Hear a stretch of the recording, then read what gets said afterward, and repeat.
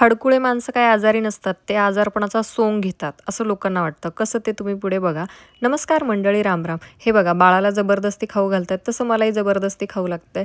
कारण ताप आलेला आहे त्याच्यामुळे तोंडाला चव नाही, पण खावं मात्र लागणारच नाही. तर ताईने मिशोवरनं या घासण्या मागवलेल्या आहेत आणि एक तिने आधीच 2 दिवस वापरून बघितलेली आहे आणि आता तुम्हाला दाखवण्यासाठी नवीन काढलेली आहे. फक्त 68 रुपयाला 10 घासण्या आणि एक ब्रश मिळालाय. छान आहे, एकदम सॉफ्ट आहे आणि ही रुमालासारखी आहे जी एकदम फोल्ड होते आणि छान आहे. आणि आपली तारेची घासणी ही हाताला त्रास म्हणजे इजा पण होऊ शकते, कारण त्याचे कट वगैरे बसतात आणि भांड्यांमध्ये अडकते. तर ही स्कॉच ब्राईटची बघा तुम्ही घासणी वापरलेली, तर ती भांड्यांमध्ये अडकली आहे, पण ही कुठेही अडकत नाही. आणि याच्यासोबत एक गॅप क्लीनर येतं, म्हणजे गॅप क्लीनर ब्रश, तो पण खूप छान आहे. आणि भांडे बघा एकदम चकचक झालेले आहेत, नाही तर तारेच्या सगळ्या भांड्यांवरती स्क्रॅचेस दिसतात. आणि मी हळूच तिथनं सटकले, नाही तर म्हटलं आपला पण नंबर लागेल. आणि आता मी हडकुळी असल्यामुळे मला सकाळी आणि संध्याकाळी थंडी वाढली की लगेच थंडी ताप चढतो आणि दुपारी ऊन असल्यावर मी एकदम बरी असते.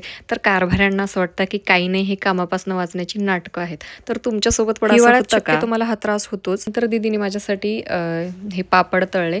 तर बघा, भाच्या मोठ्या झाल्यानंतर हा सुद्धा फायदा असतो की ते आपल्यासाठी काम करतात. आणि त्यानंतर संध्याकाळी श्रेयाला पण त्या घासणीचं इतकं कुतूहल वाटलं की तिने गॅस ओटा घासण्यासाठी घेतला आणि हे बघा, शेगडी तिने त्यानेच घासली. तर हाताला काहीही इजा होत नाही आणि खरंच म्हटलं चला ह्या नवीन प्रोडक्टला आपण पण बघूयात. तर हे जे गॅप क्लीनर आहे त्याच्याने आपण शेगडी साफ करू शकतो. आणि जी घासणी आपण मागवलेली आहे, तेलकट भांडे घासल्यानंतर त्याच्यात काही तेलकट जमा झालं तर ते आपण ह्याच्याने क्लीन करू शकतो.